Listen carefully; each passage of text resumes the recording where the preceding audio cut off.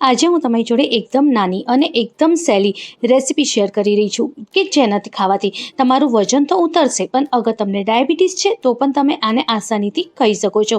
આને બનાવવા માટે સૌપ્રથમ આપણે 1 વાટકી જેટલા ફાડા લેવાના છે। ફાડાને આપણે પહેલાં થોડીક વાર માટે શેકી લઈશું।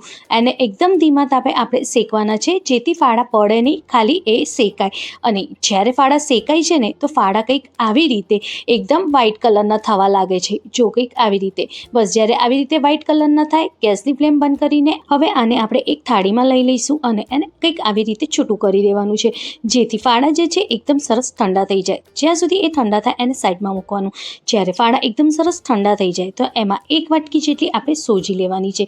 જે બી ઘરમાં સોજી હોય, આપણી જોડે રવો હોય કે સોજી હોય, તમે બે લઈ શકો છો।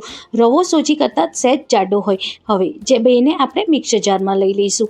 જે વાટકીના મદદથી સોજી લીધી છે એ જ વાટકીના મદદથી અડધી વાટકી દહીં, અડધી વાટકી પાણી ઉમેરવાનું। હવે આ બધાને આપણે સરસ રીતે ક્રશ કરવાનું છે અને કંઈક આવી રીતે એની એક ઘટ પેસ્ટ બનાવીને આપણે રેડી કરવાની છે। ક્રશ કરતી ફેરી અગર લાગે કે પાણી ઓછું છે અને સરખું ક્રશ નથી થતું તો થોડું પાણી ઉમેરી શકો છો। હવે મેં અહીંયા આની અંદર 1/4 વાટકી જેટલું પાણી લીધું છે, એટલે 1/4 વાટકી જેટલું। હવે મિક્સર જારમાં જે આજુબાજુ ચોટ્યું હોય, જે આપણી પેસ્ટ છે, એમાં પાણી ઉમેરીને સરસ મિક્સ કરીને એ પાણીને પણ આપણે આપણા બેટરની જોડે લઈ લઈશું। હવે બધાને આપણે સરસ રીતે મિક્સ કરવાનું છે, જેથી પાણી અને બેટર એકદમ સરસ રીતે મિક્સ થઈ શકે। જો કંઈક આવી રીતે બસ આવી જ રીતે જ્યારે મિક્સ કરીએ તો જો કંઈક આટલું સરસ બેટર બનીને રેડી થઈ જાય છે। બસ આટલું જ ઘટ બેટર હોવું જોઈએ, બહુ ઢીલું બેટર ના હોવું જોઈએ। હવે આને ઢાંકી દઈશું અને ફક્ત 10 મિનિટ માટે જ આને આપણે સાઈડમાં મૂકીશું, જેથી સોજી જે છે એ સરસ રીતે ફૂલી જાય અને ફાડા પણ સરસ રીતે ફૂલે।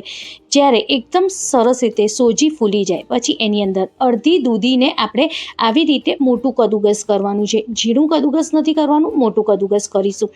અડધું ગાજર કે એક મીડિયમ સાઇઝના ગાજરને પણ આવી રીતે આપણે મોટું કદુકસ કરીને ઉમેરવાનું છે। 2 ચમચી જેટલું આપણે આદું અને મરચાંની પેસ્ટ ઉમેરવાની છે, એને પણ આપણે અધકચરા વાટીને ઉમેરવાના। 1/4 વાટકી જેટલી આપણે મકાઈના દાણા ઉમેરીશું। એક મીડિયમ સાઇઝની ડુંગળી લેવાની, એને કંઈક આવી રીતે સમારીને ઉમેરવાની। થોડા આપણે લીલા દાણા ઉમેરવાના છે। હવે આમાં આપણે બધા મસાલા કરવાના છે, તો સૌપ્રથમ આપણે મીઠું આપણા સ્વાદ મુજબ ઉમેરીશું।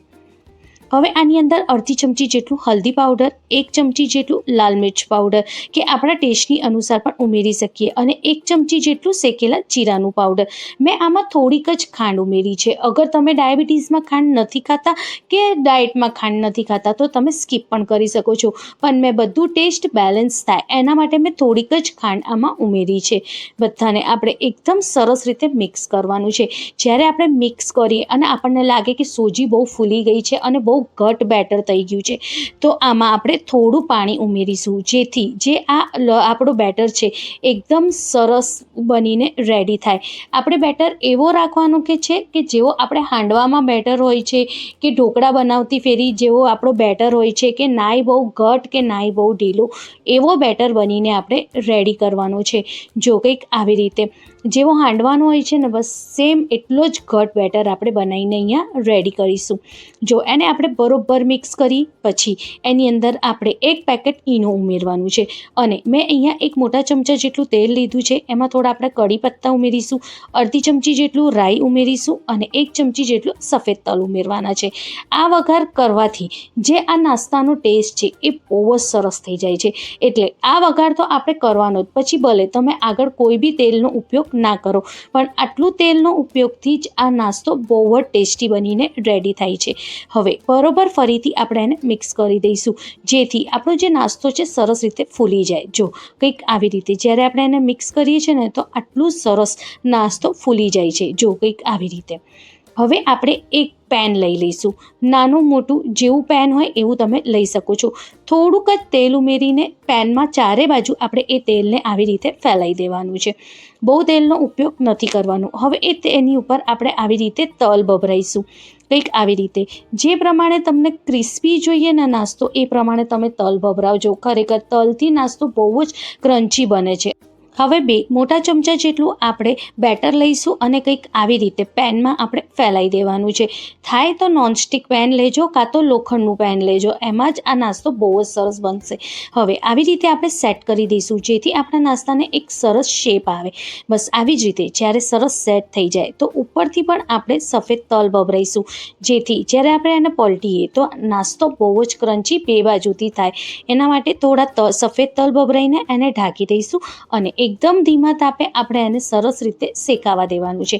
જ્યારે આવી રીતે ઉપરથી એકદમ જે આપણો બેટર છે ડ્રાય થઈ જાય કે એકદમ સુકાઈ જાય પછી જ આપણે એને પેનમાંથી કાઢવાનું છે એક ડીશમાં. કંઈક આવી રીતે ફરીથી થોડું તેલ લઈ લઈશું અને ચારે બાજુ ફેલાઈ દઈશું. ફરીથી આપણે થોડો તલ ભભરાઈશું અને નાસ્તાને આપણે પલટી દઈશું. જે બાજુ શેકવાનું બાકી છે એ બાજુને આપણે આવી રીતે પેનમાં ફરી ઉમેરી દેવાનું છે.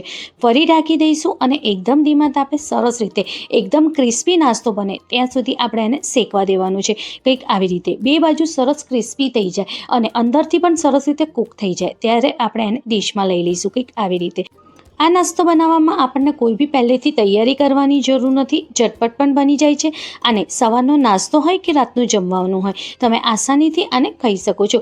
અગર તમને ડાયાબિટીસ છે તો પણ તમે આ ફાડાનું નાસ્તો આરામથી ખાઈ શકો છો. આ ખાવાથી ખરેખર વજન પણ ઓછું થાય છે. આજની મારી આ ઘઉંના ફાડાની રેસીપી તમને કેવી લાગી કમેન્ટમાં જરૂરથી જણાવજો. થોડી બી ગમી હોય તો લાઈક, શેર અને કમેન્ટ કરવાનું ના ભૂલતા અને ખાસ કરીને તમારા દોસ્તો સાથે તો જરૂરથી શેર કરજો. જો આને હું તમને તોડીને પણ બતાવું છું. જો કેટલો સરસ નાસ્તો બનીને રેડી થયો છે.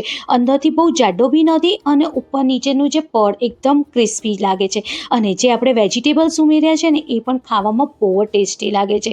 ગમે તો એકવાર આ રેસીપી જરૂર ટ્રાય કરજો. મળીએ આવી જ એક નવી અને એક સરસ રેસીપી સાથે. Thank you.